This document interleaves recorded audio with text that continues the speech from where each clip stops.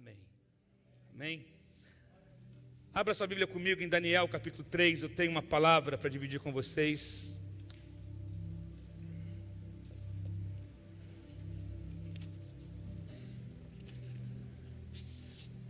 Daniel capítulo 3.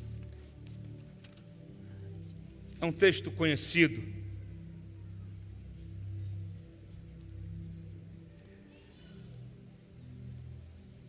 A gente vive numa época de pressão total. Pressão no trabalho, pressão da sociedade, pressão em casa, pressão na mente. Não é? Já tem alguém aqui se sentido pressionado em alguma área da sua vida? Tem? Um trabalho, né? Um país, a situação complicada, a própria sociedade, às vezes família. Mas eu quero que você saiba que Deus é fiel e Deus, se você entrega a Deus o seu medo em oração, Deus te devolve a coragem. Amém? Ser cristão não significa não ter medo, significa que o medo ele existe, mas há uma fé que supera esse medo. Há uma fé que não me deixa desistir. E aqui fala a história de 3 jovens, 3 homens que decidiram por não se curvar diante de uma imagem de ouro. Você sabe que eu estou falando de Sadraque, Mesaque e Abednego. Nós vamos ler no verso 16, que diz assim: Sadraque, Mesaque e Abednego responderam ao rei: ó Nabucodonosor, não precisamos nos defender diante de ti. Se formos atirados na fornalha em chamas, o Deus a quem prestamos culto pode nos livrar. E Ele nos livrará das tuas mãos, ó rei. Olha o verso 18.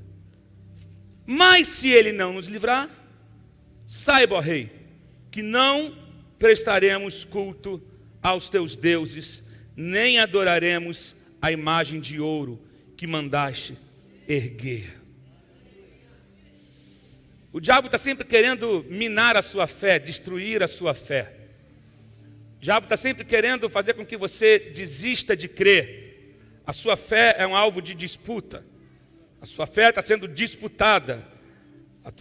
A sua fé está sendo desejada.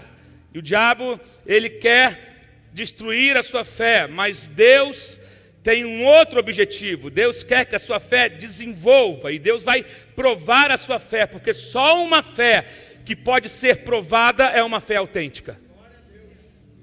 Opa, eu vou repetir isso. Uma fé só é autêntica quando essa fé pode ser provada. Uma fé que não resiste, que sucumbe à prova, ela não é autêntica. Então Deus permite que as provas venham a fim de que a sua fé seja fortalecida e não a fim de que você seja destruído. Quem pode dizer o amém aqui? Sabe? Deus está fazendo com que permitindo que certas coisas aconteçam na sua vida, e não é para a sua destruição, mas é para a sua edificação, é para o seu crescimento, porque Deus não criou você para derrota. Deus não está brincando com a sua vida. Deus tem um propósito para você. Então a fé que sucumbe nos tempos de provação, ela não é autêntica, mas uma fé autêntica, ela lança as suas raízes mais profundas, ela cresce e ela glorifica a Deus.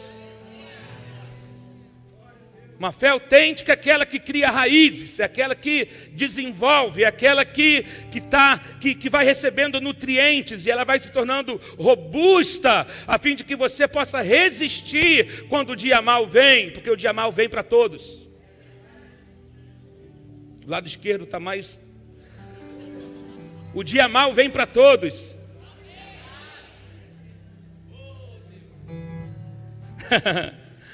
E a experiência desses 3 caras nos ajuda a gente identificar que tipo de fé que a gente está tendo.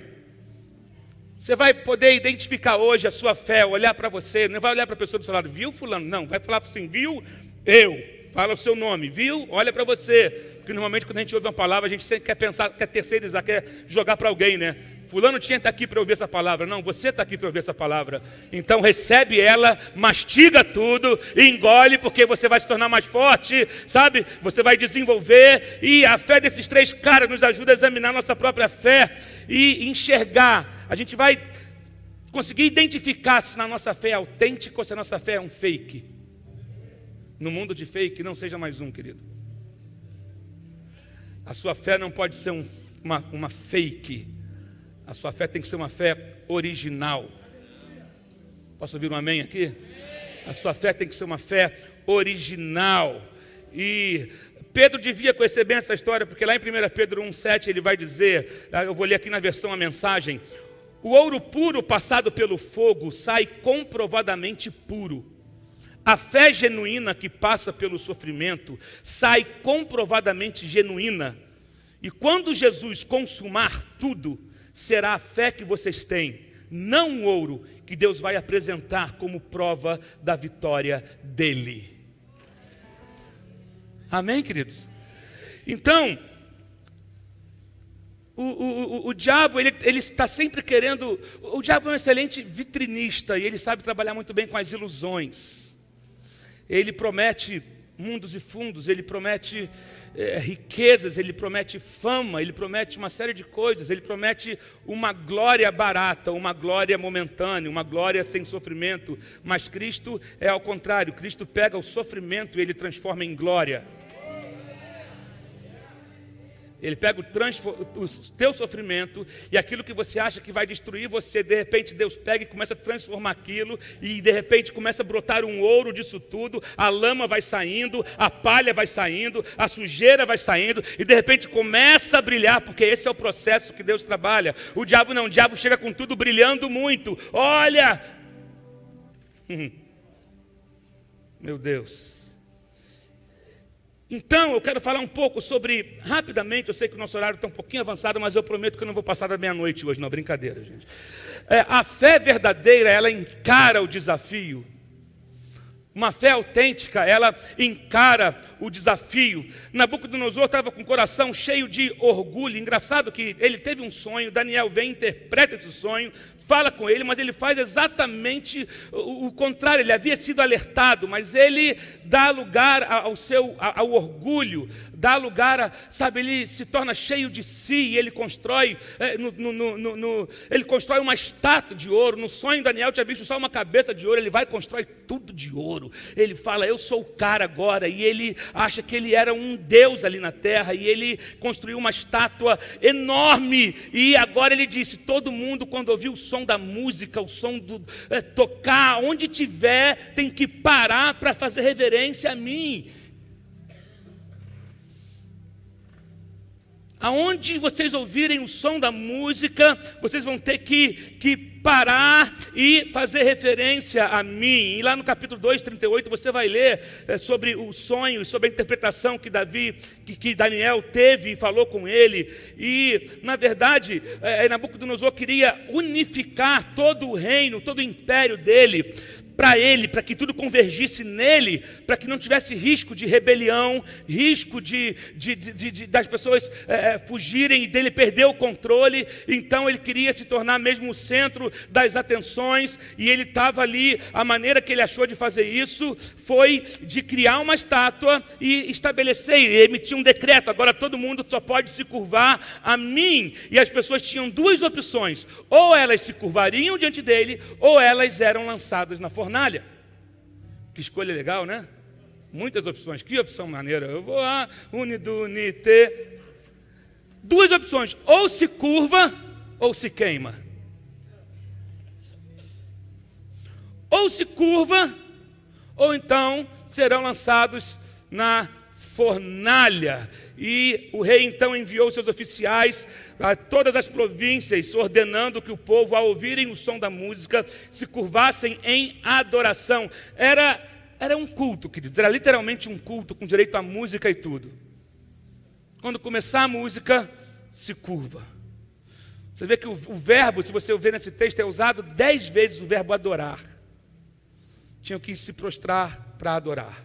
Ouviu a música, adora. Ouviu a música, adora. E ele sabia, a estratégia da música foi algo, uma sacada que ele teve, porque a gente sabe que a música mexe com os nossos sentimentos, a música mexe com a nossa emoção. Ele foi sábio em usar a música instrumental, porque a música podia estimular as emoções do povo, e assim, quando a emoção ela está muito fragilizada, ela se torna mais manipulável, e assim ele promoveu esse ambiente, essa atmosfera, para que o povo pudesse, se sentir um pouco mais confortável e assim se submeter a ele em obediência. E ao longo da história a gente sabe que a música exerce um papel muito importante para fortalecer o nacionalismo, para motivar conquistas militares e para inspirar o povo a agir. No lançamento do disco do pastor Danilo, eu falei um pouco aqui sobre a redenção da arte. A redenção da arte, que Deus estava redimindo a arte. Eu fui pesquisar algumas coisas sobre música e eu não lembro, eu esqueci quem foi que falou aquela frase de que me deixe colocar uma canção na boca do povo e eu não precisarei me preocupar com quem cria as suas leis. Confúcio, acho que foi Confúcio que falou isso. Me deixe colocar uma canção na boca do povo e eu não precisarei me preocupar com quem faz as suas leis. Porque há um poder na música. Você lembra da época da Revolução, da época do regime militar, como algumas pessoas compuseram músicas e se tornaram hinos da nação, e aquilo, a década de 80, por exemplo, era uma época onde tinham canções que protestavam, que tinham um porquê, tinham uma essência, não estou falando aqui do que eles defendiam, não estou falando da filosofia, mas tinham um objetivo, porque há um poder na arte, há um poder na música, a música, ela tem o poder de apossar-se de tal modo das emoções e dos pensamentos humanos que, de seres livres, as pessoas podem ser transformadas em marionetes. É forte, porque a música pode ser usada para manipular o povo,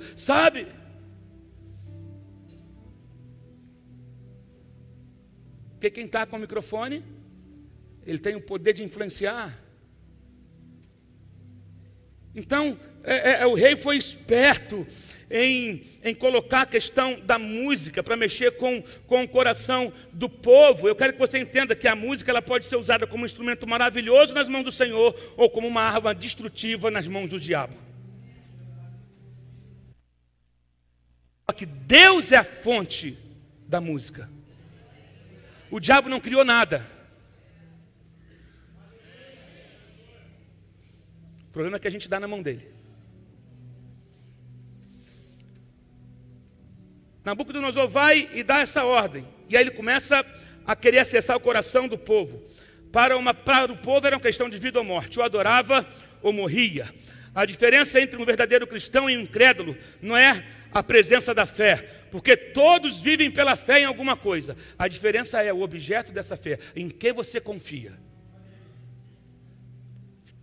Andar com fé eu vou, que a fé não costuma falhar. Depende de onde está essa fé. Depende em quem você crê.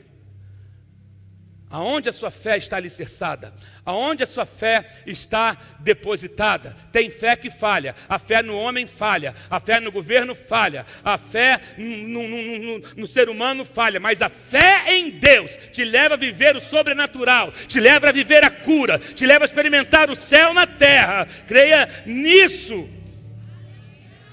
Meu Deus, aqueles 3 homens, eles conheciam a Deus. Eles eram escravos. Eles foram tirados de suas casas, eles foram tirados do seu povo, tirados do seu país, tirados da sua terra, levados como cativos. Eles tinham todos os motivos para se revoltar contra Deus. Tem gente que se revolta com a igreja, que fica magoada com a igreja e não sei o quê. Aqueles 3 jovens tinham motivo suficiente para chegar e falar: Deus me permitiu ser levado como escravo, Deus me tirou da minha família, me tirou dos meus amigos. E eles estavam ali, eles não podiam evitar que aquilo acontecesse, mas já que eles estavam ali, aqui eu vou escolher a quem eu vou servir. Eles podem até me açoitar, eles podem, queridos, me lançar aonde for, mas só não podem atingir o meu coração. A minha fé, ela está no Senhor. Amém, queridos? Meu Deus, A multidão acatou o decreto do rei. Alguns talvez podiam argumentar, eu tenho que viver, eu não vou. Tem gente que acaba aceitando algumas coisas porque diz, eu não posso perder meu emprego. Eu preciso garantir. Então entra por o caminho de uma fé comercial, onde ele vai negociando com Deus. Não, vou fazer assim e tal, domingo aí, pá, né? Mas não, ou Deus tem tudo de você, ou Deus não tem nada de você. Sabe, eu não vou dar esse mole, eu tenho que garantir. Mas o coração daqueles 3 homens, eles resistiram às ameaças. A verdadeira fé, ela não sucumbe diante das ameaças, ela resiste. A verdadeira fé, ela decide não se curvar diante do sistema do mundo. A verdadeira fé, ela te dá suporte, estrutura para passar pelo dia mau. Deus está fortalecendo estruturas aqui nessa noite. Você que está vivendo debaixo de ameaça no trabalho, se não fizer isso, vou te mandar embora. Se não fizer assim, se você não sair comigo, eu vou largar, você vai perder a sua promoção. Se você não abrir a concessão aqui, assim, ei, Deus está te dando uma fé robusta, para que você possa ter estrutura, para não se curvar diante de ninguém.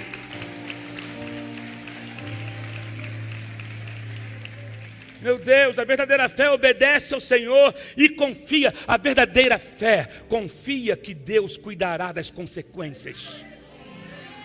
Oh meu Deus, eu vou repetir. A verdadeira fé confia que é o seguinte, eu não vou me curvar. Tem consequência? Deus cuidará das consequências. Deus cuidará das consequências. De repente está sendo custoso para você, você tem lutado, você sabe a pressão que você tem vivido, todo mundo te pressionando, se curva, faz também, vai também, cede também, e você tem permanecido firme e tem tido consequências. Deus está cuidando de você. Eles conheciam a palavra que dizia, não terás outros deuses diante de mim. Eles conheciam a palavra, havia neles um coração fiel. Segundo ponto, a fé verdadeira confessa ao Senhor. Eles poderiam ter obedecido e depois vir com justificativa. Eu dobrei meu joelho, mas não meu coração. Não, estava ali só, mas meu coração. Não, querido, a verdadeira fé conduz os teus passos, sabe? Eles não foram para aquele caminho do que todos estão fazendo. Essa é a obrigação. Deixa eu te falar, toda submissão tem limite. Diga amém. Toda submissão tem limite. O limite é o que a palavra diz, o que a tua consciência diz, o que Deus fala com você. Se esbarra nisso, querido, você está liberado para não se submeter a coisas que ferem os teus princípios, a tua consciência, o que você sabe que Deus tem falado com você. Então a submissão tem limite. Porque a submissão cega também é uma terceirização de responsabilidade. Às vezes é mais fácil obedecer do que dizer não, porque você bota, não, só obedeci porque é Ele que mandou.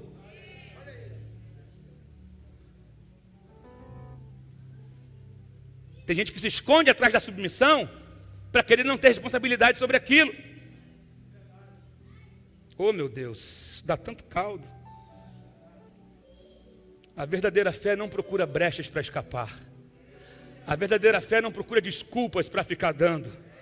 Oh meu Deus, não precisamos nos defender. Tempos de adversidade normalmente são tempos de oportunidades. Você acha que eles não estavam com medo? Lógico, eles eram humanos, mas eles decidiram não se curvar. E eles falaram do seguinte, no verso 16 que a gente leu: não precisamos nos defender, nem defender o nosso Deus. Ei, para de querer defender Deus. Não inverta os papéis.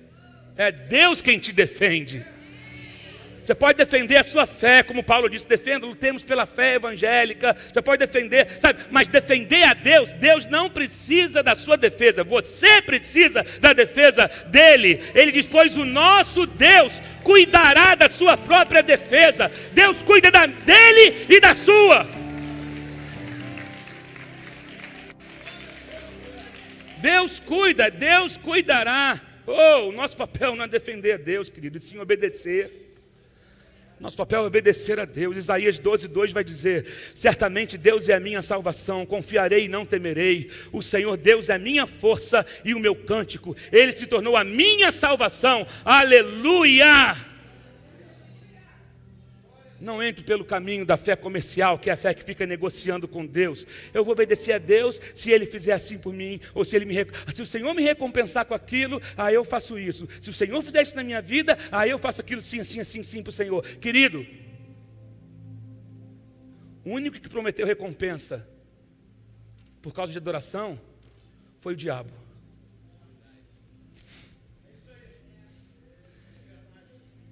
Quem oferece recompensa em troca da sua adoração, isso não é Deus que manda.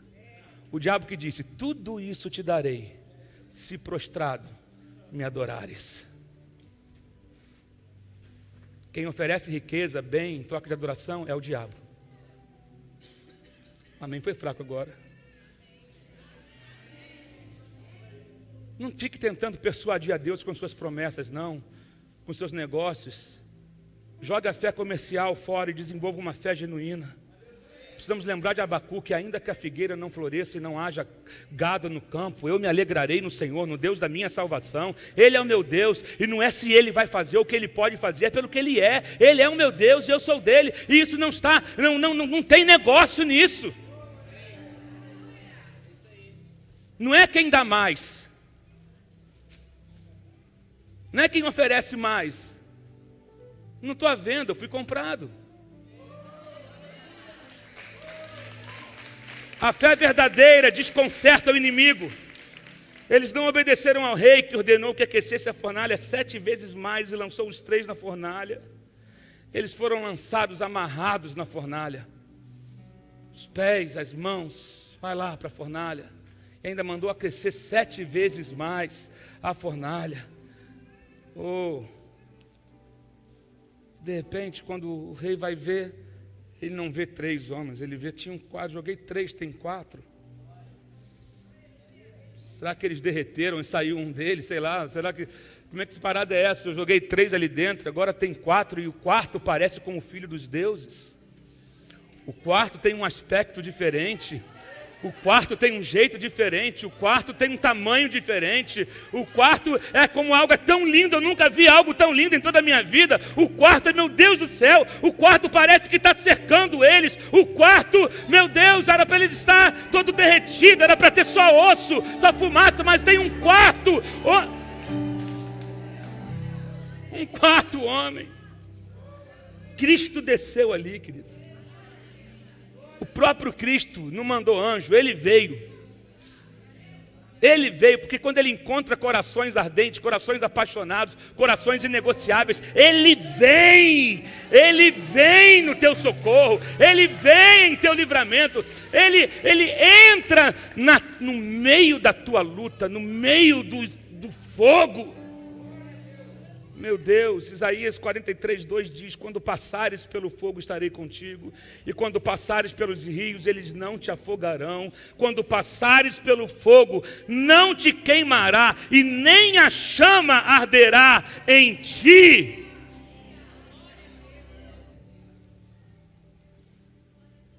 Tem pessoas que literalmente passaram pelo fogo, né, aqui. Pastor Léo.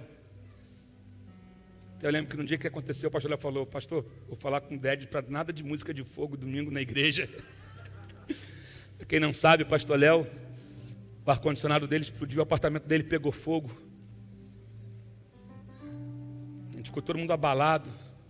O pastor Léo pode falar literalmente: passei pelo fogo e ele não me queimou. A gente às vezes, fala de maneira tipológica, o fogo às vezes é uma crise no trabalho, uma crise no casamento, não, o pastor Léo passou pelo fogo mesmo, explodiu o ar, saiu lambendo tudo, ele conseguiu pegar a Rafa, o Bernardo, sair do apartamento, só queimou o que era material, o material volta. Aí Deus cumpriu essa palavra aqui: se passares pelo fogo, eles não te queimarão, as chamas não vão te queimar, a chama não arderá em ti. A única coisa que queimou no fogo foi o que não era deles. Você já ouviu isso? Acho que eu já preguei isso aqui uma vez. A única coisa que queimou no fogo foi o quê? As cordas que prendiam as mãos e os pés. Aquilo que não era deles ficou no fogo. Aquilo que não é teu. Aquilo que não é teu vai ficar no fogo hoje. Aquilo que te prendia vai ficar no fogo hoje. Aquilo que te impedia de andar vai ficar no fogo hoje. Aquilo que te impedia de ser produtivo vai ficar no fogo hoje. Aquilo que te impedia de caminhar vai ficar no fogo hoje. Armaram tudo para acabar contigo, para paralisar você, para destruir você. Mas é isso que foi usado. O quarto homem chegou hoje para... Oh meu Deus, vai ficar no fogo. Meu Deus, meu Deus, eu já vou terminar aqui, porque nesse dia, o inferno cometeu um erro, o inferno se enganou.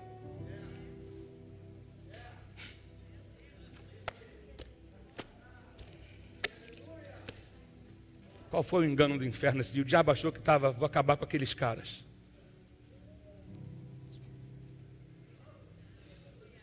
Mas ele cometeu um engano. O diabo tropeçou. O diabo deu um tiro no pé. Ele colocou 3 caras juntos, com o mesmo fogo, com o mesmo coração, com o mesmo espírito. E a Bíblia vai dizer, onde estiverem 2 ou 3 reunidos em meu nome, eu estarei no meio deles. Eu acho que o inferno não sabia disso. E eu acho que o inferno, eu acho que hoje também. Deixa eu te falar uma coisa. Você está reunido aqui, nós somos mais do que 2 ou 3. Reunidos no nome dele. E aonde tem 2 ou 3 reunidos no nome dele, ele está presente. E se ele está presente, o que te prende vai cair, o que te angustia vai ser arrancado. Deus está agindo, vai ficando em pé no teu lugar agora em nome de Jesus. Foi a mesma coisa que aconteceu com Paulo e Silas na prisão. O diabo achou que estava acabando com Paulo e Silas, mas ele colocou 2 homens na prisão, com o mesmo coração, com o mesmo desejo, com a mesma fé. E aonde 2 ou 3 estão, ele vem e se manifesta. A prisão foi aberta e eles foram libertos. Queridos, essa é a tua noite.